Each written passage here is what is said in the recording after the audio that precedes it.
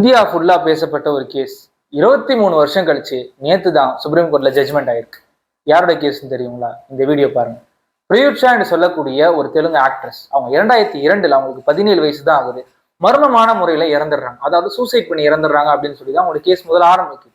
ஆனா அவங்களுடைய தாய் என்ன சொல்றாங்கன்னா, இல்ல என்னுடைய மகளுடைய டெத்ல ஏதோ ஒண்ணு தப்பா இருக்கு, இன்வெஸ்டிகேஷன் பண்ணுன்னு சொல்லி கடுமையான முயற்சிகளை ஈடுபடுறாங்க. இந்த முயற்சிக்கு பிறகுதான் தெரியுது அவங்க சூசைட் பண்ணல, ரேப் செய்யப்பட்டு மர்டர் பண்ணப்பட்டிருக்காங்க. அப்படின்னு யார் பண்ணாங்கன்ற அந்த இன்வெஸ்டிகேஷனுக்கு உள்ள போனாதான் தெரிஞ்சது.